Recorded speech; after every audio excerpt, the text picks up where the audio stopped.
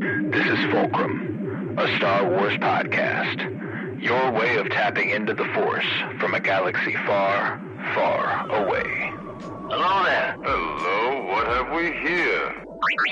Here's where the fun begins. Count me in.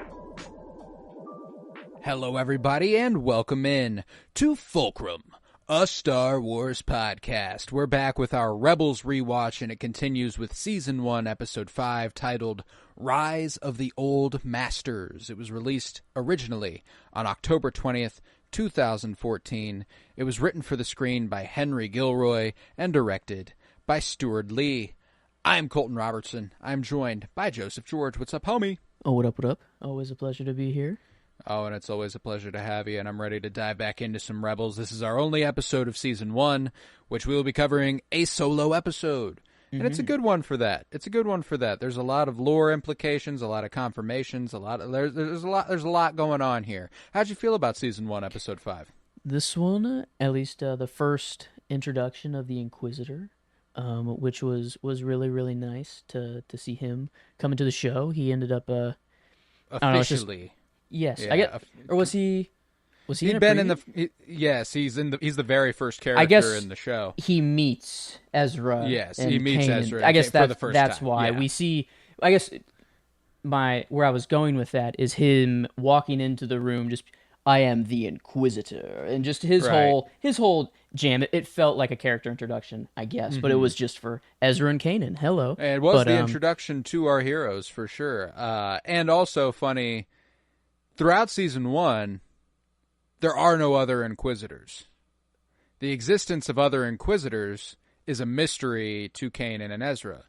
So him not just introducing himself as the Grand Inquisitor is important because he, he's hiding their numbers a bit. At least that's how you can kind of justify it now. Okay, I was going to ask that. I was wondering if it was just they haven't written it yet, so they didn't know if there were going to be more, or like if it was he is just the Inquisitor. I can't remember now. Specifically the timeline of when the Inquisitors, because I know Inquisitors existed in Legends. I'm pretty sure that's the case. But 2014 and 2015 was the beginning of the new canon. Like the beginning of the Disney deciding this is what's canon, that is what's Legends.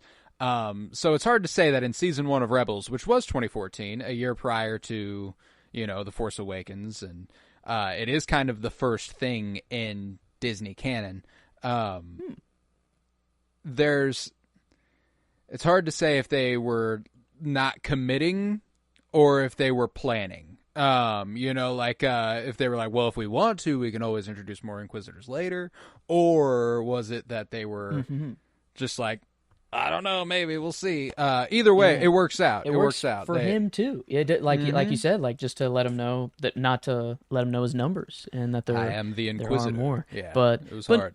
In the starting out too, we finally see his Jedi training commence, and his first real lesson up there on... Okay, I wanted to make this clear as well. The small detachable ship, that's the Ghost... The Phantom. The Phantom. Okay, I thought one was the Ghost and Spectre, but it's Phantom. They are all Spectre. All of it's Ghost-themed. So the Ghost is the Ghost big ship. is the ship. The Phantom is the little transport. They are all Spectre 1, Spectre 2, Spectre 3, Spectre 4, Spectre 5, and 5. Just so 5. Phantom is actually... Okay, they were... Yeah. Were they just on the Phantom there, or was it the whole Ghost at that point? They were on top of... They were on top of the Ghost. Top of the Ghost. They were on top of the full-blown Ghost. It was the whole thing. And just... It's I ended up picking it for my favorite scene. I mean, it's kind of... it's nice. It's an opener, and it's whatever, but just how Zeb and Chopper are enjoying their shit while they're playing with him. Zeb is a fucking dick, dude.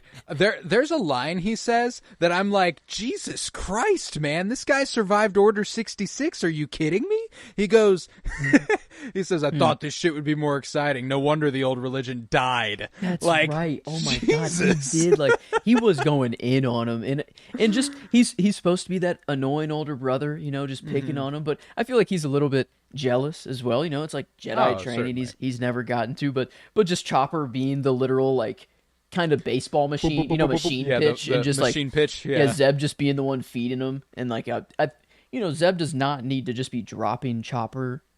Like Chopper could just fucking grab and do it himself, but I love that it's just them doing it together, and like so that they can just it's they're both picking on him, and then he does kind of lock in there. There was some good lines there between them. We get the good old do or do not. There is no try, and Ezra being like, "The fuck does that actually even mean, dude?" Kanan's like, I don't know, actually, but Yoda said it a lot. But I love that this episode operates to actually answer that question, too. It becomes my favorite line of the episode whenever Kanan realizes what do or do not, there is no try means. Whenever he's like, if all I do is try to train you, it means that I don't truly believe I can succeed. So from now on, I will train you.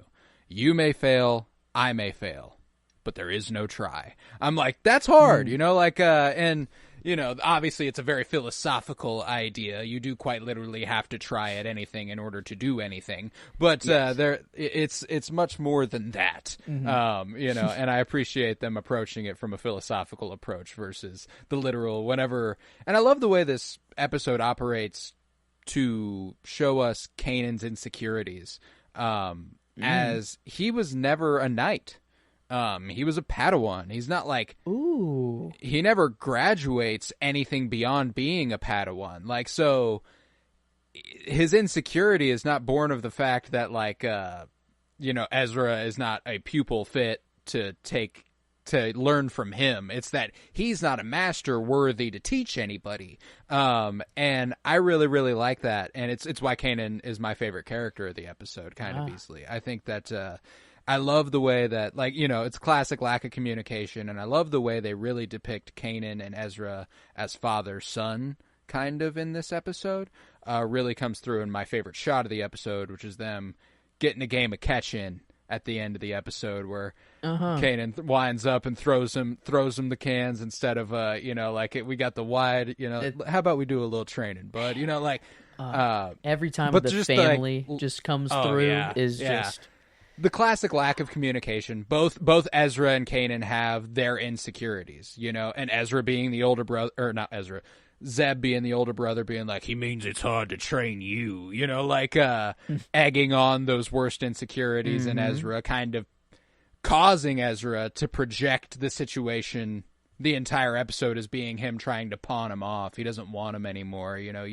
I was just something that you gave a shot and it wasn't worth it, so now you're going to throw me away. I love the dichotomy between them in this episode. The way, Kanan goes and talks to Hera about I'm taking it a lot worse than he is. I guess Ezra's stuck with me. And that specific phrasing, not that I'm stuck with Ezra, but that he's stuck with me. I really, really like the character work from Kanan in this episode, and I thought it operated on a really good level. Yeah, him escaping Order 66 as a Padawan, I knew this. I saw it in the Bad Batch. I've watched it, but it didn't really click that. Yeah, he's never been a knight, nor not even close to a master, having to take on his own Padawan and very, very clear. That's why. And no, go ahead. Sorry. I was just gonna say it was already clear that he's like, I don't really feel fit in it, and it's whatever. But that's really where it's coming from, and it's just the simple. He could just say that to Ezra and be like, no, I've never taught anyone, man. I don't know what I'm doing, but it's just he feels like if he says that, he's not a good, I don't know, not the good father. He's balancing this father and master kind of dichotomy, and I don't know, it is nice at the end, just that game of catch, and having, I guess in further episodes it obviously goes deeper, but just anytime that they don't want to say that they're a family, but they're obviously they obviously function as such. I think that's just a trope that will never get old for me, and that's honestly just what makes the whole show this comfortable in all. I mean, absolutely. It absolutely is. There's I really, really love Kanan and Ezra. I mean, the first 5 episodes now, it's been fascinating to watch how they operate as slowly building out the squad individually. Obviously Ezra is centered. Ezra is the main character. We are always kind of furthering him. But The last couple episodes were really, really Zeb pushing. This one's a really Kanan focused episode, and we'll have some fun stuff to talk about next week as to who's centered there. But it's really, really fun to watch. Every episode we get to flesh out one character, it feels like, and it's really, really nice to see. And yeah, man, I really appreciate whenever Kanan and Hera are in the, mom and dad mode. That's always my favorite. And they're precious. They're probably my favorite Star Wars couple of all time. So it's just nice whenever they get one-on-one time. They're trying to throw in some like adult innuendos with them, like more often than I remember. And I feel like it might be, I'm remembering a later episode, I think specifically, but just it on this rewatch, I like just little things that are probably nothing, and maybe I'm just putting too much horn juice into it. I don't know. Right. It's just, I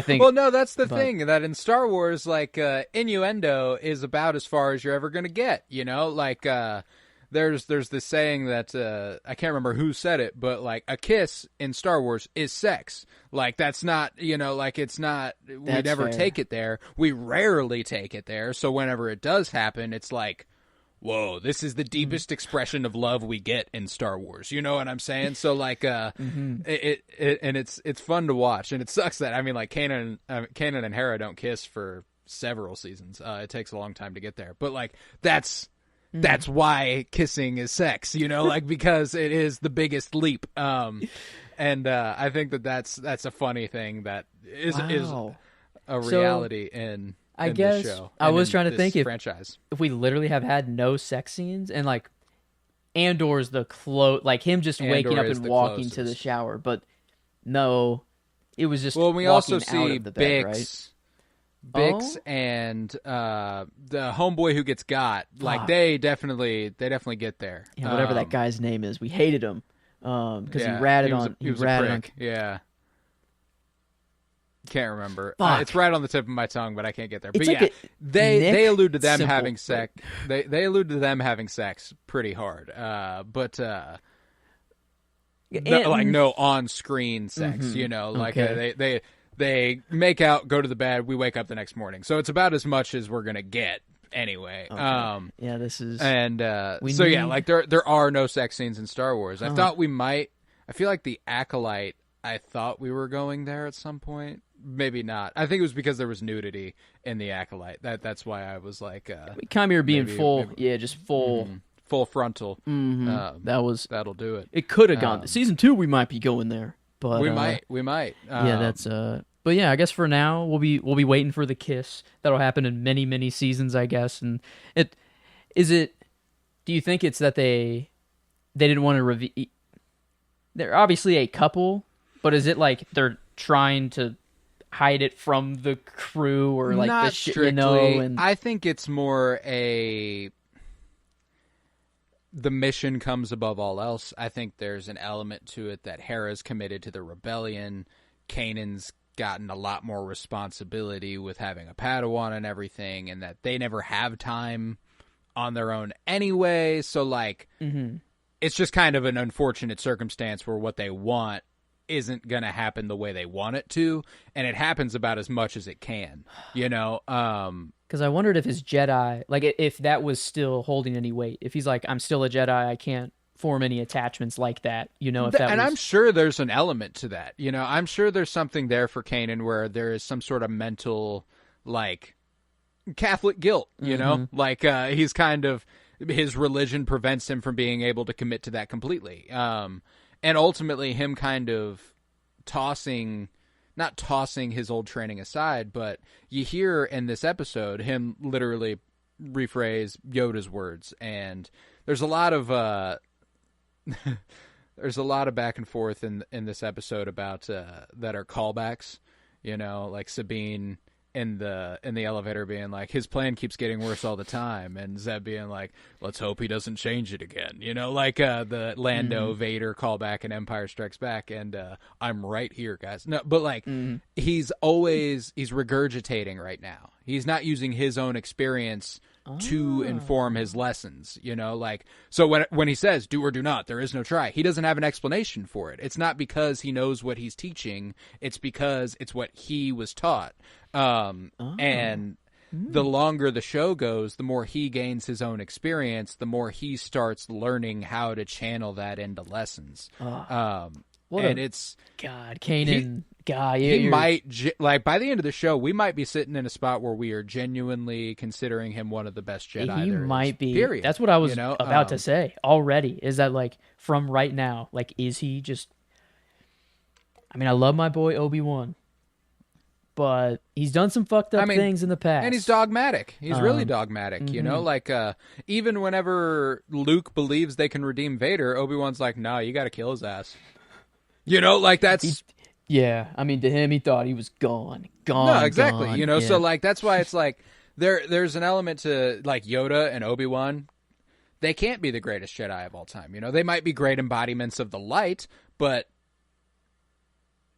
they become too dogmatic. You know, and I think that's something that people who exist outside the Order end up detaching themselves from. Luke, Rey, Kanan, Ahsoka, like they all become some of the greatest Jedi there ever are because they don't observe the tenets of the Jedi in a strict manner, you know, like, and I think that's probably the best route to go. So the way that Kanan uses his past and like recognizes its worth and the lessons he was taught and is able to continue learning, I'm fairly certain, like, it's a classic, like the best teacher is your student, you know, like you learn more when you are trying to teach than when you were learning, you know, and I think that's something that happens with Kanan. And this was, I'm a big fan of Luminara Unduli from a very young age. I loved the 2D Clone Wars micro series. And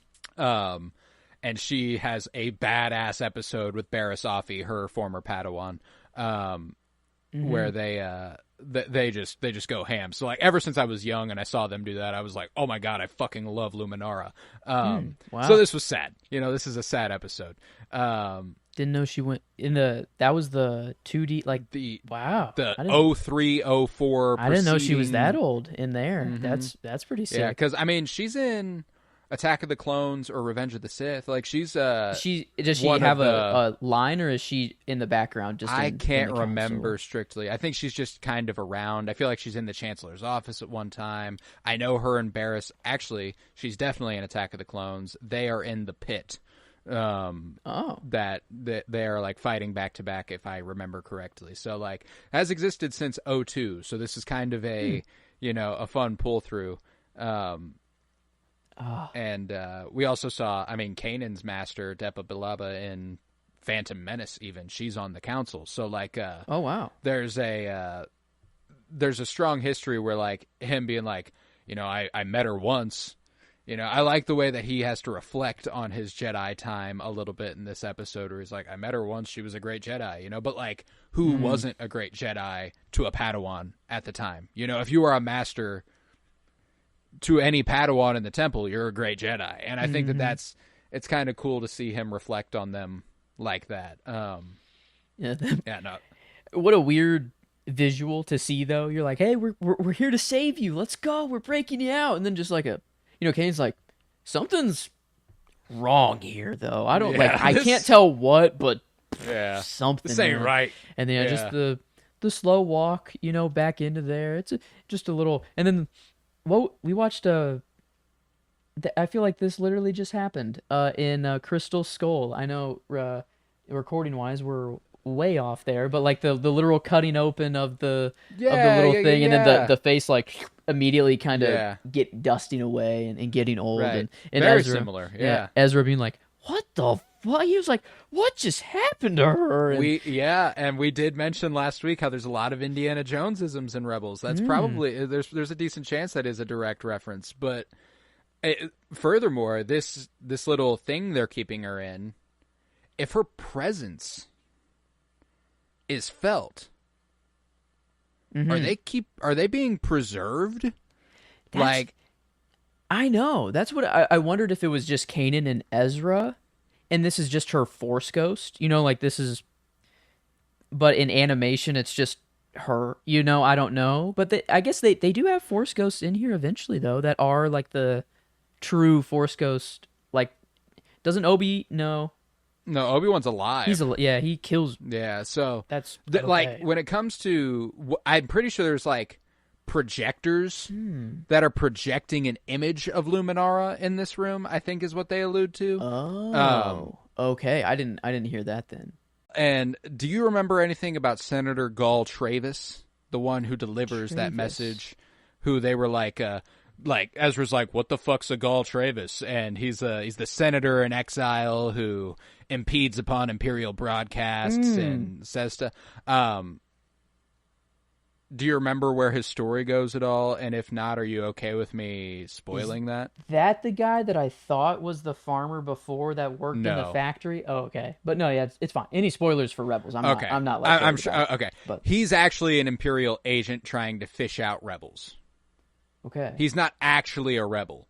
He's not actually a senator in exile. Oh. He is. Yeah, he betrays them eventually, like expressly. In the sewers or something? And that Yep, okay, good call, those episodes. Good call. Okay. But so this is part of an elaborate setup, this episode makes you think that Gall Travis was fed bad intel, but Gall Travis is feeding the exact right intel he's supposed to, which I think is cool. And so the setup for Luminara is very, very crystal clear from the get-go for the Imperial side. But when it comes to the presence of her, I can't really... Yeah. Because we see these things in Obi-Wan Kenobi. They're like kept at Fortress Inquisitorius. Do you remember that? Like the blocks? Okay. With the, like... Yeah. Yeah. Oh, wow. I wonder, does Kanan ever say, like, I sense her, or like I feel her? Like he does, like feel. He does. He says, "I feel her, but it's off. Like something's wrong." Oh, so like, immediately in the room. You mean like he feels? Well, so I think he says that the second they step on the ship at all. Like I think he like goes, "I sense her, but something's wrong." Like something's off. There's something about her song in the Force, if you will, that isn't ringing right. And so, if that's the case, is it just that? It's to I wonder them. if there's something that there's. It's just to the get preservation the Jedi to go. of their bodies. Do you think it prevents them from becoming one with the Force? Oh no, that's like even like they're stuck between life and death. I was just thinking like, well, it feels like they're just trying to trick the Jedi to make them come and save their master to still 100%. feel their presence, but. Well, and that's the other perspective. Is like, is Kanan projecting because he wants something to happen so much that she's there? Yeah, but I feel like those like she feels trapped almost. Like whenever she walks back into it, like the visual language, I guess going off Luminara's Force Ghost or whatever you want to call that, her acting there, it feels like she can't say anything. She can just be there. Well. That's because I don't think it's literally her again. I think it's a projected 3D hologram image of her that the Imperials set up. Okay. So maybe it is just they literally need the body then. Yeah. Like they are homeostasis between life and death. Like, and I don't know. Like so my headcanon, I like the dark idea. I like the dark idea that keeping them in these prevents them from becoming one with the Force. It actually, like, the Emperor is doing this so that the light cannot gain strength. To keep them up. Yes, because it's just going to replenish if they do just kill all of them. So it's exactly. Oh my God, that's incredible. If there's something there, I mean, it's evil, but it's terrible. Yeah, no, like it's a great idea. Like it's a great idea on the evil side of things. But like the other thing too is that like it is possible that Kanan is just feeling hope. He's not strictly feeling her, but he's feeling hopeful for the first time that he's going to be reunited with a Jedi from the time he was a Jedi. And either way, it's a strong episode that I think really gives Kanan a chance to shine. And my performance was actually Taylor Gray as Ezra again. I really enjoyed him and his little, his dejected, like, it's fine. Sorry you couldn't get rid of me. shit, like that whole thing. I loved it. So I like their dichotomy, and I love the way that Kanan ultimately comforts him, and they get out of there. And as you said, Ezra is pretty centered and focused, but this, like always, it did feel like a Kanan kind of episode. We got a lot more Kanan juice, and I gave him the performance here, just a lot of kind of different emotions, I guess, and not just like performance is kind of like, I feel like it could be anybody, any given episode. Yeah. It feels like it's not like a House of the Dragon where like there's a standout, like I feel like you could just do a lot more with your face. There's not much you can do with your voice. It makes voice acting very difficult. Yeah. But just Freddie Prinze Jr. Every time I'm reminded that this dude's just Fred in Scooby Doo, it just cracks me up. But he's like the dude loves Star Wars, So I don't know. He's clearly passionate about it, and now having that like connection of he was never a knight, like he was a Padawan when he left. That like I already loved him, but now it's just like, oh man, yeah, you might be the greatest Jedi to ever live, dude. But yeah, he's the GOAT. I love him. I love him. I don't know. There's that book Jedi that is just kind of, I don't know who he is, but there's a few. Avar Kriss, Elzar Mann. I've got a few that I absolutely adore. Avar Kriss is kind of who I view as far as like within the Order, exemplifying the tenets of the Jedi without being dogmatic. Avar Kriss. That's kind of who I go to. But she's incredible. But Kanan Jarrus in the modern canon with on screen, amongst the best. It'll be fun to rewatch it and see how we go here. But yeah, man, it was another great episode. I was very satisfied with it. Do we have much else to say on it? I think we covered it pretty much there. So all right, then we got a couple segments for you. We are going to do our weekly trivia. I need to grab my ship list. Yeah, we are doing a draft. It is Fulcrum Draft Day. And on draft day, we each get 3 selections. We are picking ships, spaceships, anything that hovers. It can be a speeder. I'm probably not going to go with one, but it could be. But spaceships is kind of where the money's at. That's where we're banking, and I'm very excited to dig into it. But first, we are going to do trivia. So, would you like to take the honors, or would you like me to? I guess. I feel like this one will be probably pretty easy for you. I think. All right. I think I've heard you just talk about this guy before, but it's kind of for me. If I don't know it, I'm getting it so that I know it for sure. Right. But this is simple. It is just, I wanted something rebellion. We're in Rebel, so I wanted it to be Rebel related, and I wanted a Rebel pilot that appears in every single original trilogy movie. He is in every single one of them. I think he's the only one as well to appear in every single one of them, if you don't count Luke as a Rebel pilot. Right. I'm pretty sure. But Wedge Antilles? You are correct. I figured Beautiful. You would know, but yes, it was just also pops up in The Rise of Skywalker. He's the gunner in the Millennium Falcon when Lando is piloting. Okay, that's sick. It's super cool. I didn't even know that. But now I've learned even more from my trivia question from you. So okay, getting your bang for your buck there. Yeah. No, Wedge. I was tempted. But I wasn't sure. Yeah, I wasn't sure because I can't really remember him in the very first one. I can definitely remember him in 5 and 6, but 4 I always felt like the emphasis was on Biggs Darklighter, Luke's friend from Tatooine. So I was like, but I know he dies in that. So I'm like, I know he's not in 5 or 6. So yeah, but the only one to make it out. Yeah, all right, Wedge Antilles. Hell yeah. My question is relating to yesterday was the primary elections across the country. I'm wearing my I voted sticker, so I wanted something that pertains to the democratic process. So, as to remove bias from voters, royal elects on the planet of Naboo don extravagant makeup and costuming and take on a fake name in order to protect their integrity of their democracy. Padme became Queen Amidala when elected. What is her true family name? Oh my God! Do I not know Padme's family name ever? We have actually talked about it, which is why I was comfortable asking you. Okay. Well,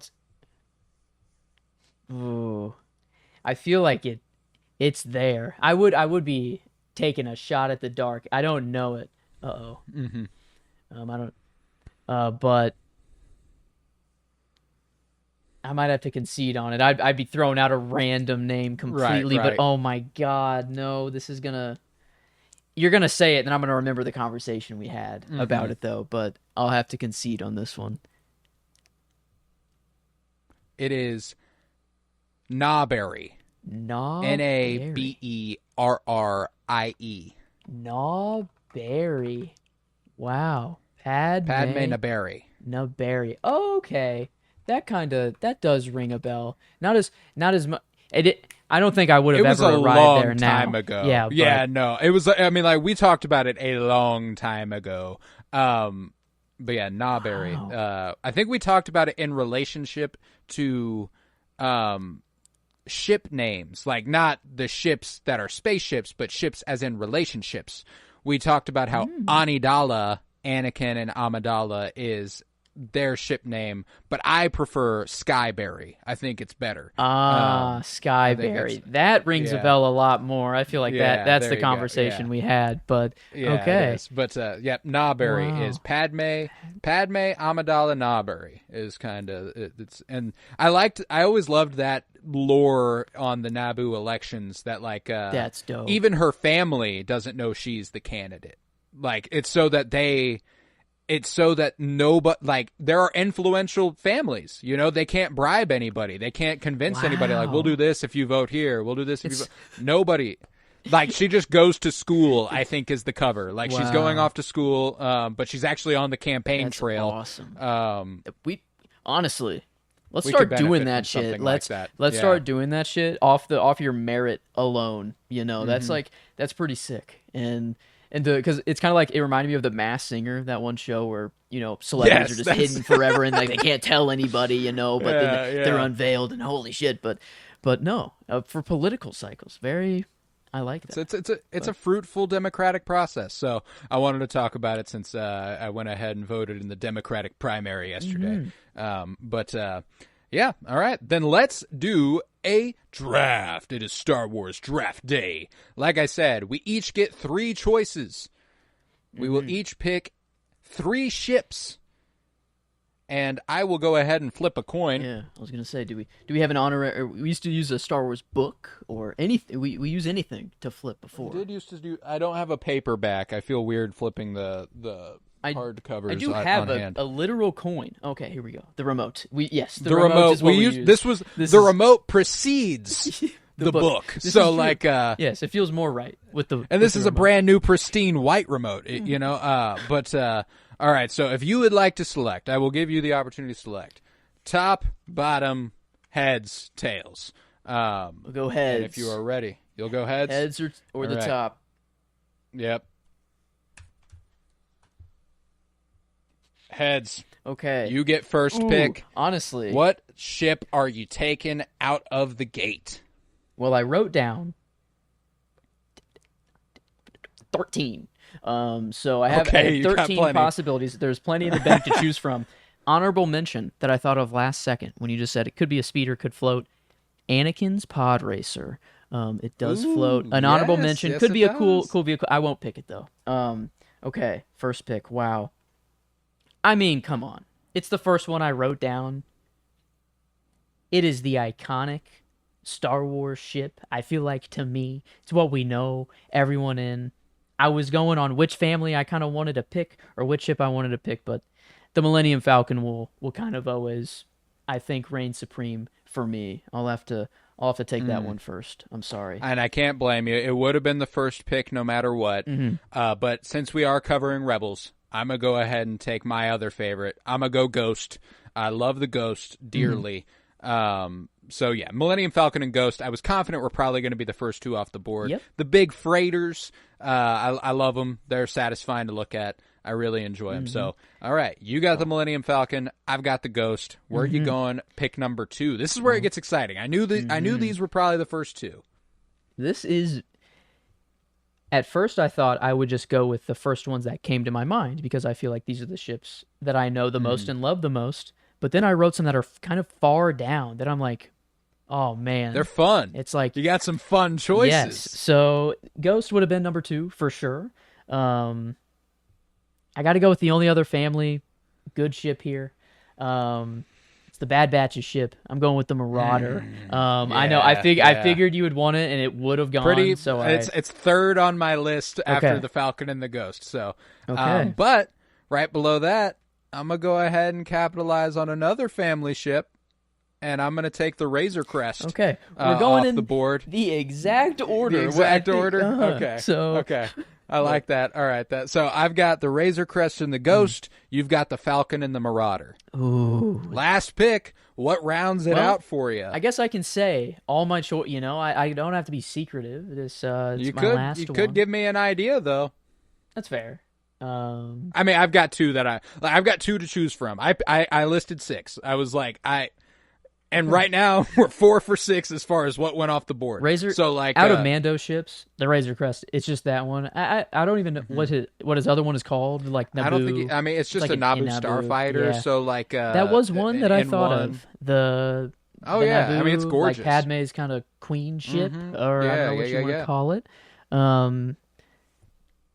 TIE fighters on there, just for the Kylo's TIE fighter is pretty fucking sick. Another, I don't think I will pick it, but Kylo's like super wide wing boy is, I don't know what the name of it is, but the one that like the wings kind of fold down. Yeah. That one's sick. I have Maul's ship. I don't know what it's called, but it kind of looks like Chimeras as well. Kind of that the long. It's the same model. I can't remember what it's called. Ooh. The Infiltrator, Sith Infiltrator. That sounds right. That sounds. These are all honorable mentions. I'm saving the one that I'm actually going to pick. I'm just making sure it's not this one. Even the Death Star I threw on here. It is a space station more though. But I'm not going to go with it. A ship that I owned and that I had the toy of, the opening of Revenge of the Sith, Anakin and Obi-Wan's Jedi Starfighter. I'm usually not a fan of black and gold, but man, Anakin's just works so fucking well. It looks good. But no, those are all the honorable mentions. I'm going to go with a classic. It's Luke's X-Wing. I guess it's technically any X-Wing, but if I have to choose a specific X-Wing... if you're going to pick an X-Wing, it's going to be Luke's. It's got to be Luke's X-Wing. You got some goodies off the board there. Yeah, that's one of my 6. So I'm going to go ahead and pick the last one that I've got on the board. And I went a little, I really loved the ship. One of the ones that I considered were the Vectors and the Acolyte. I love the designs of the Vectors and the Acolyte. I think those are so cool, kind of in the vein of the Jedi Starfighters. But I ended up going something bigger, and I went with the Fondor from Andor, Luthen's ship. I fucking love that ship, and I had to pull trig on the Fondor. I love the way that one looks. That thing is a fucking bad boy. The fucking parallel, the beams shooting out of the side, the little fucking things he lets fly, the magnets, whatever the fuck. I don't know. I love that ship. A couple of the others I considered. Slave One, obviously. The Hera's B-Wing. We will get to an episode where she pilots a B-Wing, and it is fucking awesome. If it was a little bit more recognizable, I would have taken it off the board. But I think it's literally in one episode, and it's fucking that thing too. God, she's fucking cold with it, dude. Okay. But yeah, so I landed on the Fondor because what he does with it in Andor is fucking sick. I cannot believe I thought of Andor. I literally like Andor. I'm like, it's like there's what ship is in? How did I not think of Luthen? That should be on my list. Like, how did I not pick Luthen's fucking ship? I know. I was surprised. Yeah. So that was Wow. that was the sixth one. I had Luke's X-wing. I was like, if he forgets about it, I'll take it up. I didn't think you would. Yeah. So like, Iconic, I was like, I guess. yeah. For... And you can't go wrong with Luke's X-wing, the Millennium Falcon. That's a heavy hitting too. And then the Marauder, that's a sleeper right there, but it's one of my favorites as well. And then I went the Ghost, the Razor Crest, and the Fondor. So good little draft there. And with that, we will conclude this episode of Fulcrum, a Star Wars podcast. If you would, head to Twitter, follow @TheFulcrumPod for any updates that we might be giving. I might even post a little poll. Tell us who you think won in this little draft. Who's got the better team? Pretty confident that Joe's probably going to steal this one if I had to guess with the Falcon. With the Falcon, the Marauder, and though, Luke's X-wing. Not a lot of people like the Bad Batch. You know that's I got two pretty strong picks, iconic, just fan favorites. But the Marauder's kind of. Not a lot of people like it. That's a little sleeper. You know, we'll see. But yeah, so you can find a poll for that on @TheFulcrumPod. Very excited for you to check that out. We're an offshoot of the Penny Bloom podcast, and this Friday we continue Cinema Surprise with Singin' in the Rain. So very excited for that. Got to show Joe a certified classic, and I'm very excited for you to hear us talk about that. There's a possibility that Penny Bloom Dispatch might be launching next week officially, and I'm very excited for you to hear that. We got plenty to talk about, and I'm very excited. But yeah, leave a 5-star rate and review and download wherever you might be listening. And come on back next week for Season 1, Episodes 6 and 7 of Star Wars Rebels. And with that, I was Colton Robertson. I was joined by Joseph George. Thank you very much, homie. Well, thank you for having me. It's always a pleasure to be here. Oh, and it's always a pleasure to have you. And remember, for light and life.